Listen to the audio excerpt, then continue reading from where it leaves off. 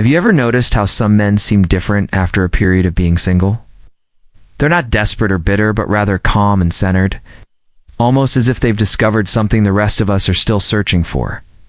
What if I told you that the longer a man goes through life without a relationship, the more he unknowingly stumbles upon one of history's most potent philosophies? This is a philosophy that emperors and prisoners alike have employed to find freedom, even in the most restrictive circumstances. I uncovered this connection in the harshest possible way. And today I'm going to reveal precisely how extended singlehood can transform an ordinary man into an accidental Stoic philosopher. Whether he realizes it or not, the unanticipated teacher so. There I was, 3 years into single life, following what I'd describe as a devastating breakup, the kind where you spend months sifting through emotional wreckage within your own mind. Initially, it was the typical routine: dating apps, awkward first coffee dates that tasted like disappointment, and occasional flickers of hope that would ignite and then fade quicker than a cheap match. You've been there, haven't you? That moment when you're sitting across from someone perfectly nice, perfectly attractive, and all you can think is, why am I even here? What am I looking for anymore? That's when something peculiar began to happen. I wasn't becoming more desperate. Instead, I was growing calmer, more selective for sure, but in a way that wasn't about setting impossibly high standards. It was about seeing things clearly for the very first time. Here's what no one tells you when you're single for long enough. You start to differentiate what you genuinely desire from what you've been conditioned to want. The societal pressure, the romantic comedy expectations from Hollywood, the life timeline everyone is supposed to follow, it all begins to resemble what the ancient Stoics would refer to as externals. Things outside your control to which you've mistakenly tied your happiness. And this is where things get intriguing because, without realizing it, I was following the same path as Marcus Aurelius, who famously wrote, "You have power over your mind, not outside events. Realize this, and you will find strength." But what I didn't anticipate learning next was the indifferent paradox. The indifferent paradox. Do you know what's truly messed up? The exact moment you stop desperately needing a relationship is precisely when you become most capable of having a good one. The Stoics had a concept for this, which they termed preferred indifference, things that are pleasant to possess, but should not dictate your happiness or self-worth. This includes good health, wealth, and yes, even relationships. After about my 4th year of being single, I noticed an internal shift. When friends would ask, "Still single? How are you coping with that?"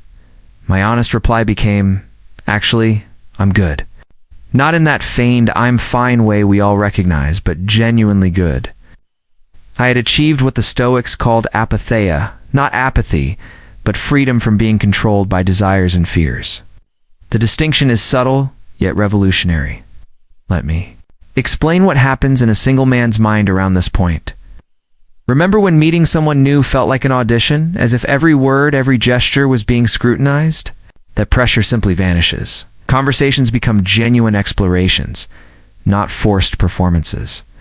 Remember feeling like your worth was somehow linked to whether someone chose you? That dissolves too. Your value is intrinsic, not assigned by another person's interest. I still recall the precise moment this realization struck me. I was on a date with someone objectively amazing, successful, beautiful, intelligent, the kind of person who, years prior, would have had me strategizing how to win them over. Instead, I found myself thinking, she's great, and if this doesn't work out, my life remains excellent. It's not indifference. That's freedom, and it changes everything. But this freedom comes with an unexpected price: the fortress and the bridge. The fortress and the bridge so. Here's where it becomes complicated. The longer a man remains single, the more he constructs what I call a Stoic fortress, a self-contained world where he requires very little from outside to feel content. His daily routine is perfected, personal finances are managed, emotional regulation is mastered, and his living space is exactly as he desires it. The ancient Stoic Epictetus was onto something when he said, "Make the best use of what is in your power, and take the rest as it happens." This fortress is incredible for personal development. but it creates a new challenge, building bridges to allow others in. I'll never forget my friend Michael. 42 years old and single for nearly a decade, the man had his life perfectly organized. A beautiful apartment, a thriving career, rich friendships, and he traveled whenever he wished. He embodied what the Stoics called eudaimonia, flourishing through virtue and wisdom. Then he met Sarah. Everything was going wonderfully until she started suggesting minor adjustments to his sacred routine, moving their date night to accommodate her work schedule, proposing a different approach to managing finances, wanting more spontaneity on their weekends. What happened? The fortress walls went up. The very self-sufficiency that made him such a complete person became the barrier to true partnership. Seneca wrote, "He who clings to a rock cannot move forward." A Stoic single man must learn that sometimes the greatest strength isn't in resistance, but in integration. This balance between preserving your hard-won self-sufficiency and creating room for authentic connection is the advanced class in accidental Stoicism, and it's something I'm still working on daily. This brings me to perhaps the most profound transformation of all, the mortality perspective. The mortality perspective theirs. An exercise Stoics practiced called memento mori. Remember you will die. I know it sounds bleak, but stick with me, because this alters everything about how a long-term single man approaches relationships. After 5 years on my own, I had a jarring realization while visiting my grandfather in hospice care. I sat beside him, holding his hand. I understood he wasn't reflecting on his career achievements or possessions. He was remembering connections, moments of love, friendship, and meaningful bonds. That's when it hit me. The Stoic perspective on relationships isn't about need or dependence. It's about conscious choice. It's about saying, I know I can be complete alone, and yet I choose connection, not from a place of lack, but from a place of abundance.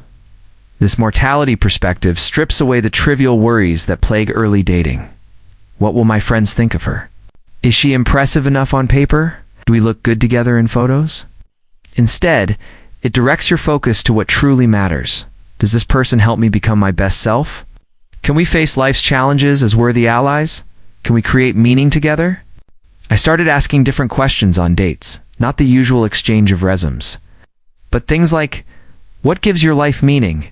And what's something you've changed your mind about recently? Questions that reveal character, values, and wisdom.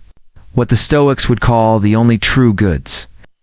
As Marcus Aurelius wrote, the happiness of your life depends upon the quality of your thoughts. The longer a man remains single while cultivating his inner world, the clearer his thoughts become about what partnership genuinely means. The paradoxical preparation, here's the ultimate irony. And the secret I promised to share with you at the beginning, the longer a man practices this accidental stoicism of singlehood, the more prepared he becomes for a relationship of extraordinary depth. Not just any relationship, not the kind based on neediness, or on completing each other, or escaping loneliness, but something rarer, a partnership of two whole people who choose each other daily with eyes wide open. I call it the paradoxical preparation. By mastering the art of not needing a relationship, you become capable of having one that's truly worth having, when you've learned to manage emotions rather than be controlled by them. When you've distinguished between what you can and cannot control, when you've built a life of meaning on your own terms, you enter relationships differently. You bring clarity instead of confusion, purpose instead of need, stability instead of chaos. Anthropologist Margaret Mead once made a fascinating observation about this. When asked about the earliest sign of civilization, she didn't point to tools or weapons. She pointed to a healed femur, a thigh bone that had broken and mended. In the animal kingdom, she explained, if you break your leg, you die. Can't run from danger, hunt for food, or reach water. But a healed femur showed someone had cared for the injured person until they recovered. That's what evolved relationships look like, to people who don't need each other to survive, but choose to help each other thrive. The accidental Stoic doesn't enter relationships to escape suffering, but to create meaning alongside another sovereign individual. As Epictetus said, he is a wise man who does not grieve for the things which he has not, but rejoices for those which he has. If this resonated with you, I'd love to hear your story in the comments. Are you accidentally practicing Stoicism in your single life? Or have you found other philosophies that guide you?